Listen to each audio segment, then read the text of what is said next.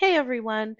For today's ConferZoom tip and trick, we're going to cover how to use ConferZoom in Canvas without using the ConferZoom LTI. So that is the ConferZoom item that is in the left course menu.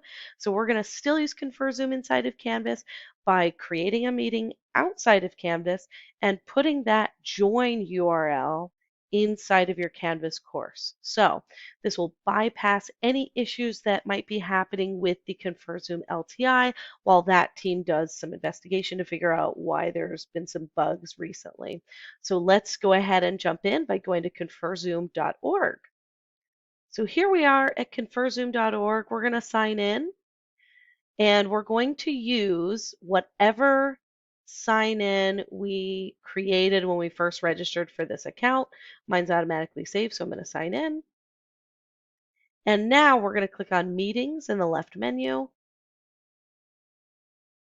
and we're going to schedule a new meeting. You see I have a couple here, but we're going to schedule a brand new one.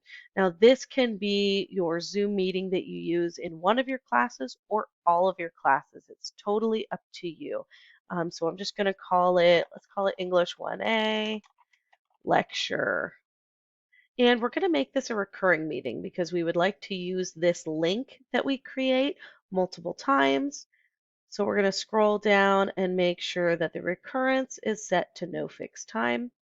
And now we can launch the meeting anytime. So we're not going to use our personal meeting ID. I never use it. We're just going to generate it automatically. I'm going to set the host and the participant video to off.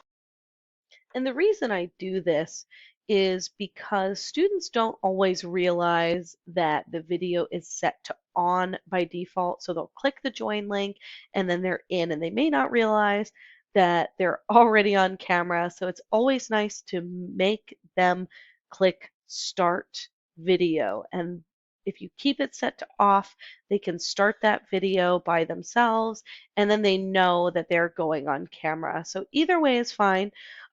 Use your best judgment, use your experience with this, and determine if you want this to be on by default or not.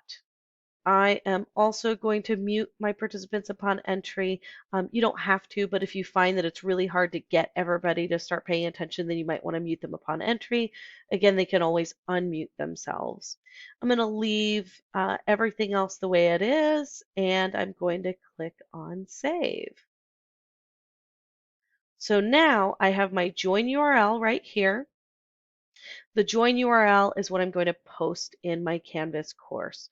So this is what I'm going to use for students to click on and for me to click on when it's time to join this meeting. So I'm going to right click, I'm going to copy the link address. I could also copy this whole thing, right?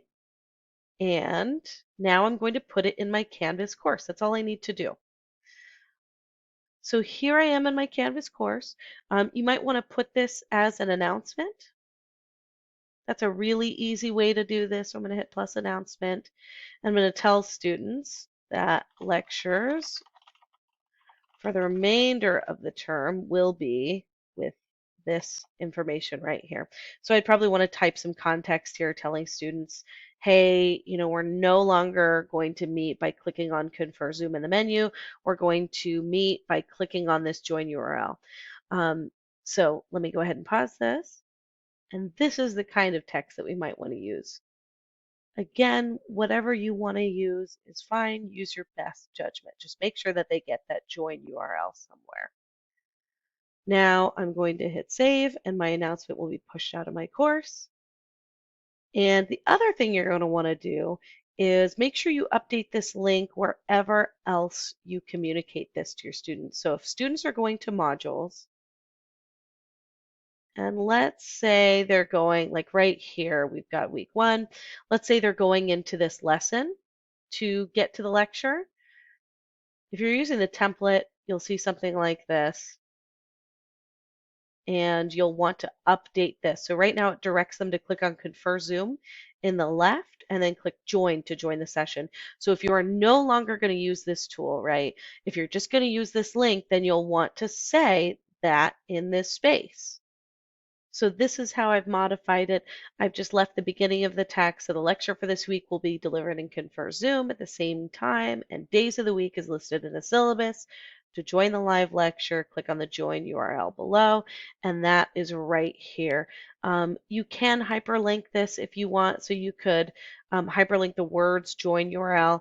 I would not, because this is really important information, and if the link breaks or something, you really want them to see this entire link, even though it's not particularly pretty. Totally up to you though. So put this join URL wherever, make sure you hit save, and now students will know that this is where they're going to join you for your lectures. And again, they can see that in the announcements, which should email them by default. But you have one more step here so that we don't confuse students. So if you've been using this ConferZoom LTI, we want to disable it again. So we're going to go into our course settings, and we're going to click on the navigation tab, and we are going to disable the ConferZoom LTI, hit save. And now this item is hidden in our menu, which is great because we don't want to confuse students, right? We really want to be clear about where they should go. So hopefully this gave you some helpful advice. Zoom works the same way whether you launch it within the ConferZoom LTI or whether you launch it by hitting that join URL. Either way is fine. Just again, use your best judgment with how you communicate this to your students. Make sure you email them, announce it, post it in your modules. Whatever you do to get students that information, make sure that you give them this update. So I hope this is helpful. Let me know if you have any other questions. Thanks for watching.